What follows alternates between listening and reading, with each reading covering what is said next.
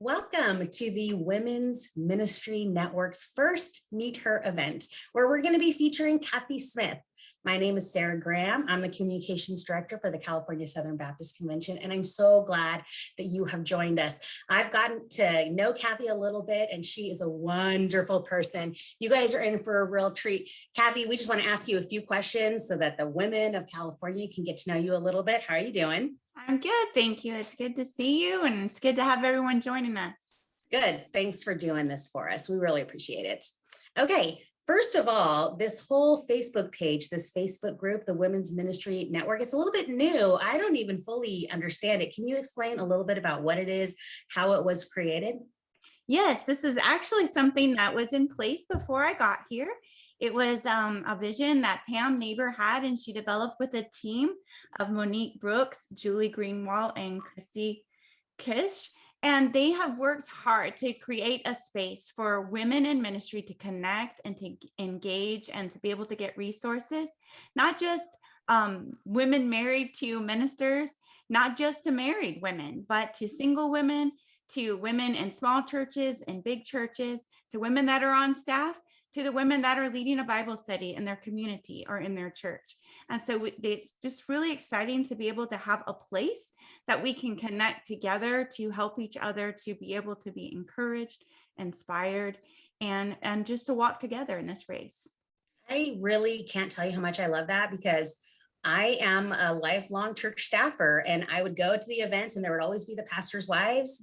And then I always felt a little displaced because there's so many more of us. We really hit on a wide spectrum. So I personally am super excited about what's going to be coming out of this network. So thank you. And thank you to those who helped create the group. I'm really grateful for that. I don't think that we would be very good Christians if we didn't ask our very first question. Tell us how you came to faith. Well, I was born and raised in Oklahoma, and I grew up in a very missional and Bible-believing, Bible-based church. And my faith grew strong. But even though I was baptized at the age of 8, I didn't really remember personally asking Jesus to be Lord of my life. And it's possible I just didn't understand and remember those at an early age, but I wanted to know for sure, and to know for sure that I personally decided to follow him. So when I was 16, I did make that decision, and in my own room. And I just remember talking to our youth minister and just being surrounded by other heroes of the faith around me that continued to pray for me and encouraged me. And growing up in that church, I was surrounded by prayer warriors and missionaries. And it's natural that I had a heart for missions. And so I thought some of that all might just be of where I was raised, but God confirmed in my heart also around the same time, even though I had sensed it for longer, that he confirmed after I was 16 and after I made that decision to follow Christ, that he had placed a call of missions in my life. And at that time, I understood it to be a medical missionary, maybe in China or the jungle, which that did not happen. But God continued to grow my passion for missions through that church that really poured into me as a teenager, as a young person, multi-generationals of saints just praying alongside of us. Wow, that's a big calling. And I know I've heard a little bit personally. I think people are going to be excited to get to hear that side of your story a little bit, which we're not going to be able to get to today, but definitely in the future. Tell us a little bit about your family. So my husband is Chris, and we've been married for 22 years. We met in Virginia. I was on the way to Japan, and he was on the way to Peru. So it's a really long story. Sometime we'll have to talk about. We didn't exactly ever date very much because we were in different countries, but we did come back to get married in the United States, and then God led us to Spain as missionaries together with the IMB. And we have 2 adopted children from Guatemala. They are our oldest daughter is Kaylee. She is 19, almost 20. And our son Caleb is 18, almost 19. And then we have one biological child, Caitlin, and she's 13. And one dog. And we just got a bunny.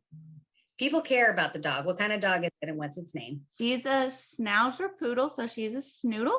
Her name is Ruby.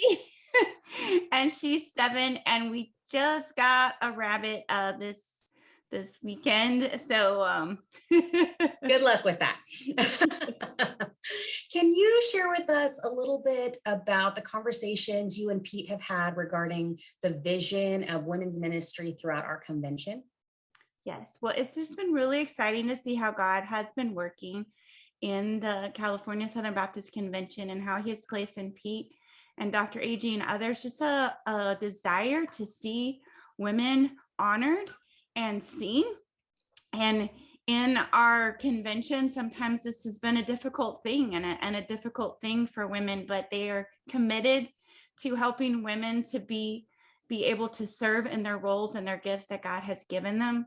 Mm. And one of those things is to be able to have something for women that are not just pastors' wives. I really have a passion for pastors' wives. I think it's very important to have things for them that are just for pastors' wives so that they can share, but also it's important for all women in ministry to have a place to connect and resources and times that we can share and pray together and envision. I see it as a time to engage others and also to ignite people and their passions and their service for the Lord. And Pete has kind of talked about this position being that way. It's kind of a connector role. So it's not a me effort, it's a team effort of us working together across the state with women across the state, single, married, with kids, without kids, big church, small church, lots of kids, one kid. It's just a place where women in general that are wanting to serve the Lord can develop their skills, develop their passion, develop their heart for the Lord. I already said I'm super excited about it. I can't wait. So tell us a little bit about what you're reflecting on right now in your quiet time. Is the Lord revealing anything to you? Have you been wrestling with something? What's going on there?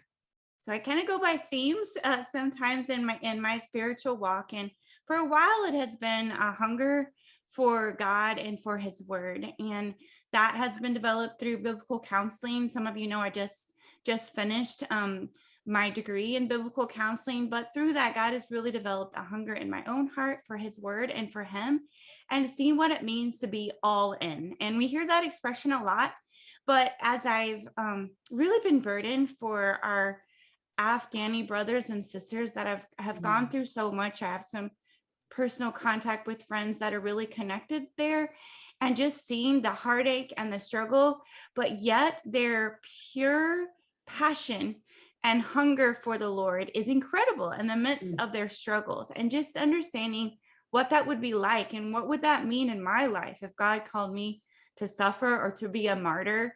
Would I stand firm? Would I hold up to the test?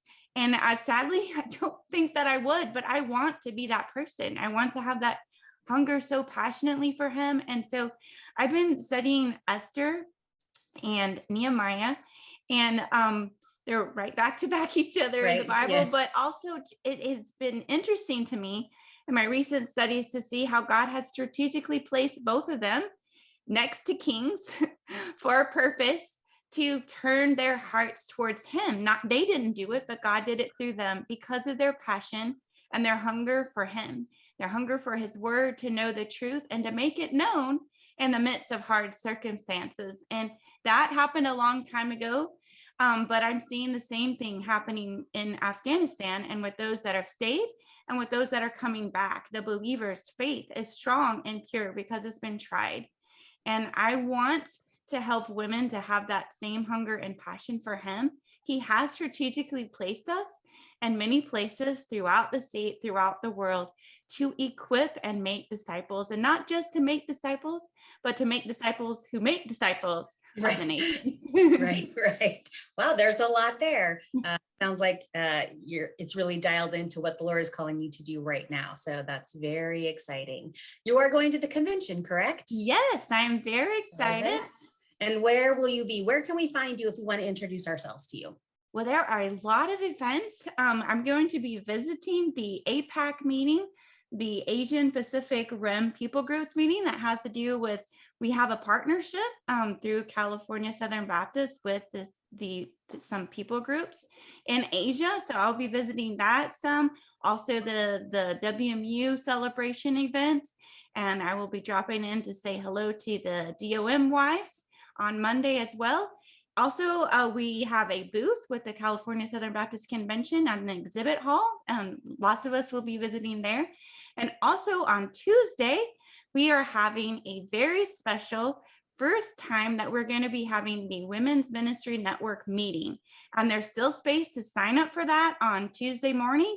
After that is another time for ministry wives. Ministry wives can come to both meetings, but there is also a ministry wives lunch and many other events that are happening that week. So you can find it on the webpage, the csbc.com webpage. You can look under events. There's lots for women, but we would really love you to come to those events, especially the Women's Ministry Network, as we will be able to have a time to connect with each other face to face in person. So you do have to register for that event? Yes, although that event is actually free, we just ask you to register just so that we can get a head count. But if you get there and you didn't remember to register, it's okay. But Just the come other on in. events you do have to pay. So those have to be done ahead of time, and space is limited in the room. So we do have to know about that. Okay, good. So yeah, gals need to get registered. Yes. For all of these events, right? Well, let me just wrap it up with one more question. How can California Southern Baptist women come alongside to support you as you begin your service here at the state office? I think first and foremost is I would ask for your prayer support, for wisdom, and for discernment, that as we work together across the state, that God would show us what he is doing, how that we can be involved, that we would be strategic and what activities and events that we use, but that we would be about building relationships. You can also like our Women's Ministry Network Facebook page. You can invite others to join. And we really want this to be a usable resource. We're going to be continuing to build on it, providing other resources and information, events, different things that are happening. And another thing is you could drop a comment in this feed or on our feed somewhere. You could drop a comment of things that you would like to see happen, or something, a resource that you see that's missing that you would like to have. Or you can email me at csmith@csbc.com, or you can also just call the office if you want to get in touch with me as well. But there's lots of ways, but we want to hear from you. We're hoping to do some surveys or some other questions to involve you all later, because we do want to hear your input. But we do appreciate your prayer support. So no excuses, lots of ways That's for right. people to get connected and to support. Well, thank you so much for taking the time to share a little bit about what God's doing in your life and in your family. I know I'm super excited as I've gotten to get to know you about what's on the horizon for California Southern Baptist women. So I need to make sure that I register for that women's Yes. event. Look forward to seeing everyone there. Yeah, and for those of you who are watching, please let your friends know about this Facebook page and invite them to it. And let's get this community growing and thriving and just holding one another up. Yeah. Thank you guys for coming together. Thank you, Cathie. We look forward to seeing you at the convention, and I hope that everybody has a really good night. See you later.